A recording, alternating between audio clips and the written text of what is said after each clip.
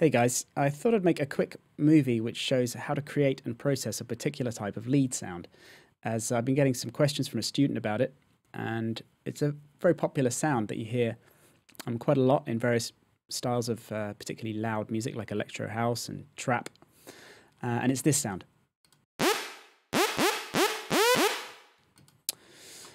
So I'm just going to show you how quick it is to create a sound like this. I'm going to use operator. The reason I'm using operator rather than analog is that this one has a slightly more comprehensive pitch envelope, which allows me to do a lot more with the pitch, which is something we're after with this sound. But all you need is any synth, basically, which is capable of producing a sawtooth. So at the moment it's a sine. If I change it to a sawtooth, and then has some kind of ADSR envelope, which can be used to modulate the pitch of that sawtooth. This one has one pre-assigned to pitch envelope. So all you do is turn it on and then bring up the pitch envelope amount,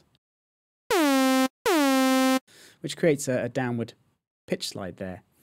What we actually want for this type of lead is an upward one, which I can make happen by literally just lowering this sustain amount, or this peak amount rather.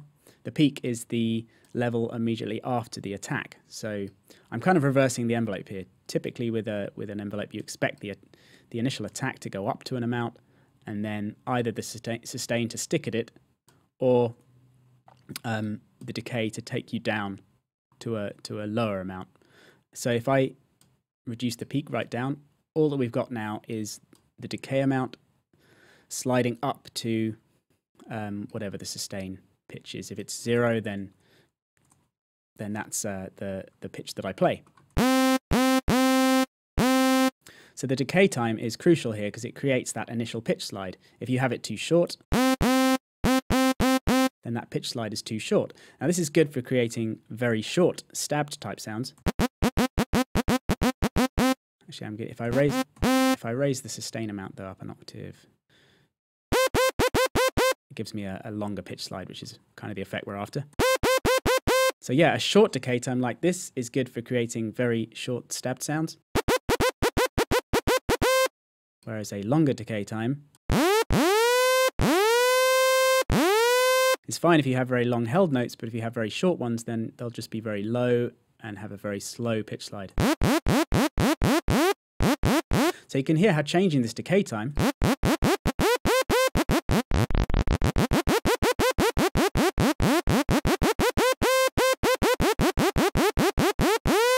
is a way of creating different kind of effects just by literally playing repeated notes.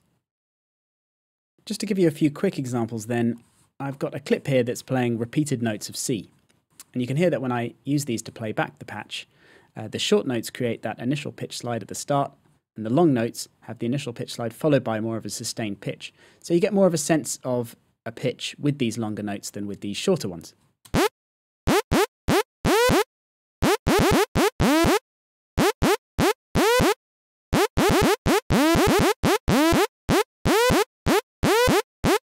So it creates quite a nice effect just by alternating between these short notes and long ones. So in the next clip down, all I've done is kept the notes exactly the same. It almost sounds like I've added a pitch bend slide up on these notes, but what I've actually done is modulated the pitch envelope amount. So I brought it down, and by bringing it down, you reduce the amount of pitch slide, which essentially is a bit like raising the pitch because you're raising the very low note that the pitch of the notes is suddenly dropping down to, and decreasing the pitch slide amount. So you get more of a pitching effect with these short notes as well as the longer one.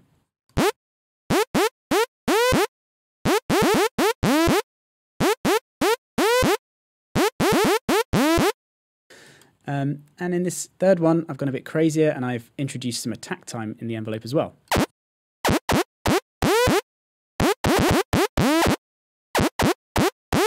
Other than that, the notes are exactly the same again. But by introducing this attack time amount, you bring in a pitch slide down as well as a pitch slide up. So you get much more of an FX type sound where the sense of pitch of notes is completely lost with these early notes.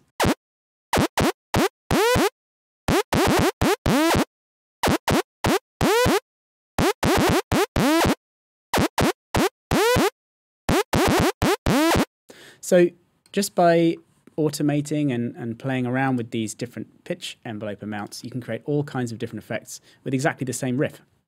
And this last one here, I've just transposed the notes up to an octave higher, and I've got some faster repeating notes coming in here, and it creates an even crazier lead line.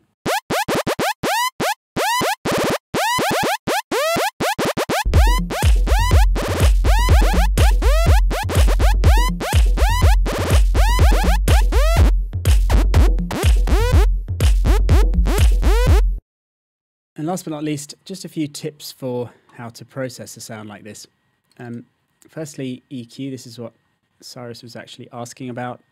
Now with a sound like this, you're not really trying to make it fit in with the mix as such. It's definitely meant to dominate. It's a very wideband sound, and with a sound like this in a track, apart from the bottom, the bass and your main drums, you don't really need a great deal more. So all that I've aimed to do with this EQ here is to just make the sound even larger and even brighter, basically. The things that I've done is I've added a high-pass filter just to roll off the very bottom end, and then a band boost at about 3K just to give it even more presence, and then a shelf at the top end there just to give it a nice bit of clarity at the very top end. So if I add those one by one.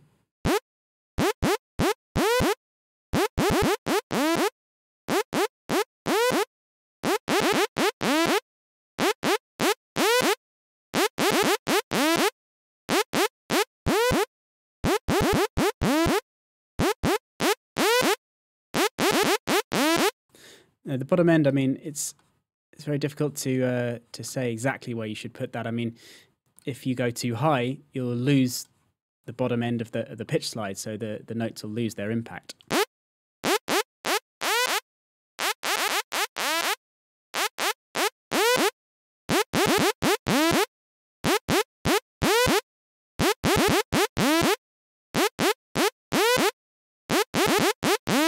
So depending on what's actually going on in the rest of the track, you want to set that accordingly. So I tend to set it relatively low, just so each note has the proper impact of the bottom end of the pitch slide. And then the other tracks I've got going on here, one is to add some reverb. Now it's a sort of medium length reverb. I've set the send amount to full, so there's a lot of reverb going on.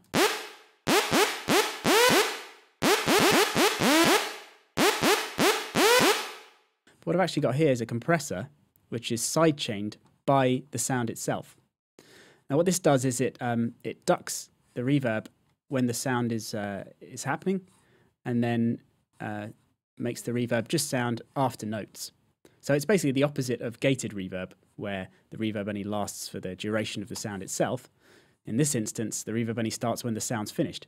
So what happens there is you get the full impact of the sound, which isn't clouded by the reverb, but you still get the spatial effect of the reverb happening. So if you listen to the difference between the side-chained reverb and the normal reverb, you can hear how much more the lead stands out.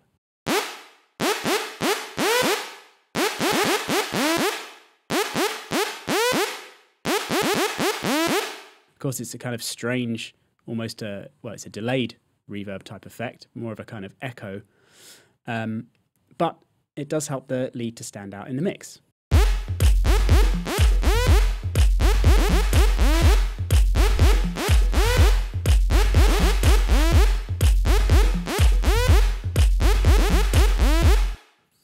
And finally, I've just got a bit of chorus on there. Chorus is something you need to watch out for. If you add too much chorus, again, it can make it become too cloudy and kind of blurred in the mix. So you can hear the difference between having it set to this send amount and then having it set to the full amount. You lose kind of a lot of the definition in the sound.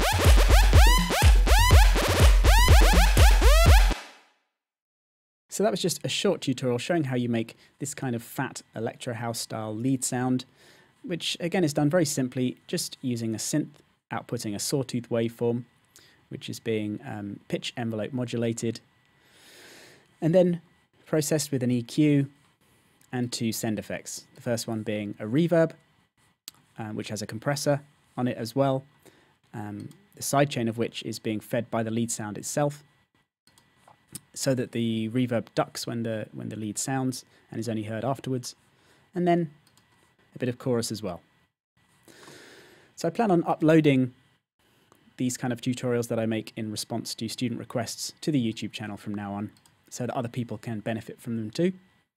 So if you're one of my students and you have any areas of production or mixing or sound design that you'd like to see being explained or demonstrated, then just hit me up or post something on the forum and I'll see if I can sort out a movie for you. Thanks for watching, and I'll see you next time.